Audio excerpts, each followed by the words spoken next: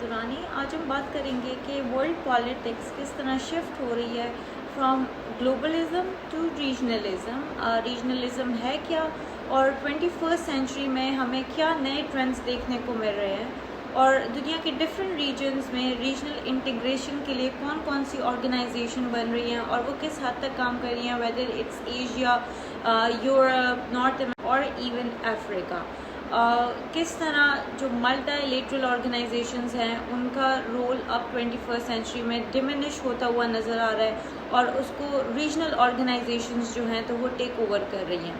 20th century میں دنیا نے آلریڈی 2 کیٹاسٹرافک وارز ایکسپیرینس کر لیے تھے, اسی لیے ورلڈ وار 2 کے بعد ایک انیشیٹو لیا گیا کہ کس طرح دنیا کو گلوبلی گورن کیا جائے, اور تبھی international multilateral organisations develop ہوئے جیسے کہ United Nations, International Monetary Fund اور ورلڈ ٹریڈ آرگنائزیشن. ان کا مقصد تھا کہ یہ دنیا میں پیس پروموٹ کریں, اکنامک انٹیگریشن کے لیے کام کریں اور گلوبل گورننس کو کریٹ کریں. لیکن 21st سینچری میں ان کا رول جو ہے یا ان کا انفلوئنس ڈکلائن ہوتا ہوا نظر آ رہا ہے, ان کا رول ڈیمینش ہوتا ہوا نظر آ رہا ہے, اور ان کی ریلیونس کو اب چیلنج کر رہا ہے ریجنلزم یا ریجنل آرگنائزیشن. تو سب سے پہلے بات کرتے ہیں کہ ریجنلزم ہے کیا. اس کا مطلب یہ ہے کہ جب ایک اسپیسیفک جیوگرافک ریجن میں کچھ کنٹریز مل کر الائنس بنائیں یا ایک آرگنائزیشن بنائیں جس میں وہ لوگ اپنے کلیکٹیو گولز کو اچیو کرنے کے لیے کام کرتے ہیں اور جو ان کے شیئرڈ چیلنجز ہیں اس کو ایڈریس کرنے کی کوشش کرتے ہیں. بائی ورکنگ کلیکٹیولی جو ریجنل آرگنائزیشنز ہیں وہ اپنی اسٹیبلٹی, اپنے اکنامک ڈیولپمنٹ اور پولیٹیکل انفلوئنس کو بڑھاتی ہیں. اگر ایک کنٹری اکیلے کوئی بات کرے گی تو اس کا اتنا انفلوئنس نہیں ہوگا گلوبل لیول پر, لیکن جب اس ریجن کی ڈفرینٹ کنٹریز مل کر ایک سٹانس لیں گی, ایک بات کریں گی, تو اس کا زیادہ ریلیونس ہوگی, اس کی زیادہ انفلوئنس ہوگا. ریجنلزم کا جو بیسک موٹیو ہے وہ یہ ہے کہ اس ریجن کی جتنی بھی اسٹیٹس ہیں تو ان کی ایک شیئرڈ آئیڈینٹی ہوتی ہے ریگارڈلیس آف ڈفرینسز, کہ ان کی لینگویجز ڈفرینٹ ہیں, ان کی کلچرز ڈفرینٹ ہیں, لیکن کیونکہ وہ ایک جیوگرافک ریجن سے بلانگ کرتے ہیں تو ان کے جو انٹرسٹ ہیں وہ کامن ہیں, وہ شیئرڈ ہیں. Now coming towards how regionalism is taking shape across the globe and how it is becoming more and more relevant.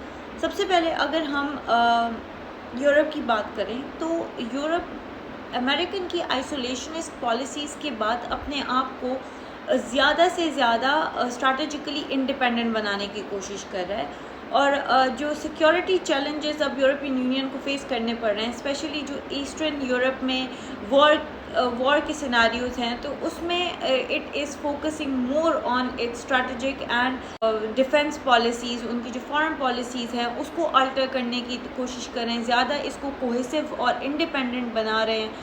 اس کے علاوہ وہ انویسٹمنٹس کر رہے ہیں گرین اور ڈیجیٹل سیکٹرز میں, تاکہ ان کی جو ریلائنس ہے وہ کم ہو سکے آؤٹ سائڈرز پر, چاہے وہ یو ایس ہے یا وہ چائنا ہے, ایشیا ہے.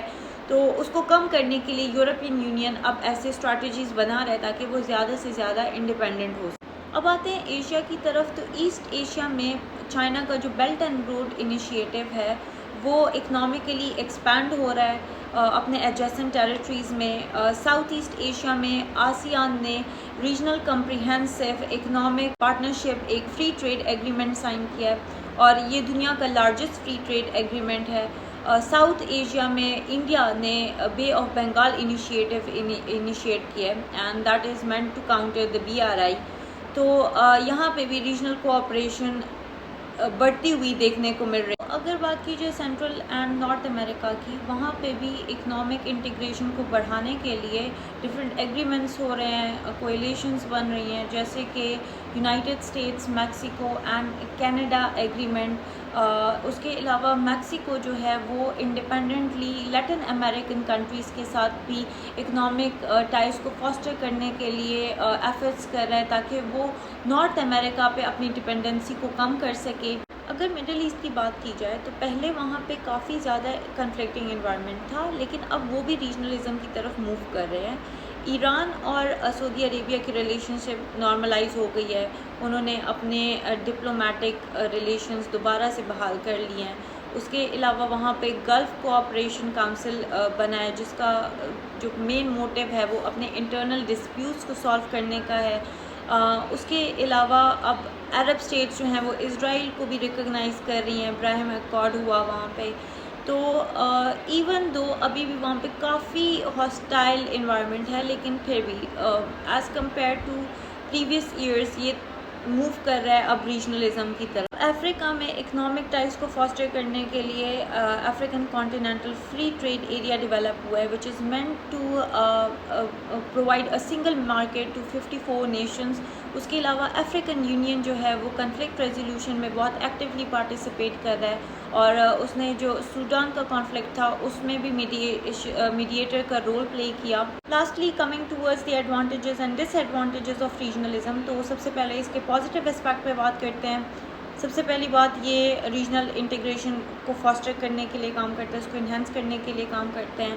دوسری جتنے بھی ڈیسیژن میکنگ ہوتی ہے وہ زیادہ افیکٹو ہوتی ہے، اور جتنے بھی پرابلمز ہیں ان کا لوکلائز سلوشن دیا جاتا ہے، اس ایریا کے مسئلوں کے مطابق اس کا ایک سلوشن دیا جاتا ہے نا. Like for example Middle East ہے، وہاں پہ جتنے بھی کرائسس چل رہے ہیں، تو on the global level we are seeing that UN is being ineffective, وہ اس کو ٹیکل نہیں کر پا رہا ہے. اگر وہاں پر بھی ایک اسٹرانگ آرگنائزیشن ہوتی SCO کی طرح، یورپین یونین کی طرح، تو وہاں کے مسئلے بھی زیادہ سارٹ آؤٹ ہو سکتے ہیں. اس کے علاوہ اب جتنے بھی کلچرل انٹیگریشن ہے اس کو پروموٹ کرتی ہے، اور جو پاور پالیٹکس ہے اس کے اگینسٹ یہ ریزیلینس پرووائڈ کرتا ہے. جو ملٹی لیٹرل انسٹیٹیوشنز میں کچھ پاورفل اسٹیٹس ہیں ان کا سے مانا جاتا ہے، تو جتنے ریجنل انسٹیٹیوشنز ہیں، چاہے وہ SCO ہو گیا، چاہے وہ آسیان ہو گیا یا یورپین یونین ہو گیا، وہاں پہ کنسنس بیسز ہوتی ہے، وہاں پہ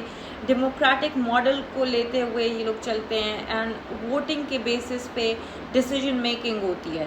تو جو پاور پالیٹکس کا ایک ٹریڈیشنل اپروچ ہے اس کو یہ چیلنج کر. مینس کی بات کی جائے تو سب سے پہلے ریجنلزم میں ریسورسز کا مسئلہ ہو سکتا ہے as compare to the global institution جیسے کہ UN ہے، ان کے پاس زیادہ ریسورسز ہوتی ہیں، اور ریجنلزم میں اسکارسٹی آف ریسورسز کا مسئلہ ہو سکتا ہے. اس کے علاوہ ان کی جو انٹرنل کوہیژن ہے وہ ویک ہوتی ہے یوزلی. جیسے سارک میں ہم نے دیکھا کہ SAARC didn't do well because of India and Pakistan's animosity. تو جو اس کے میجر اسٹیٹس تھے انڈیا اینڈ پاکستان، وہ ولنگ نہیں تھے. اس کے بعد سارک بھی جو ہے تو it field. So I'll see you in another vlog. اللہ حافظ.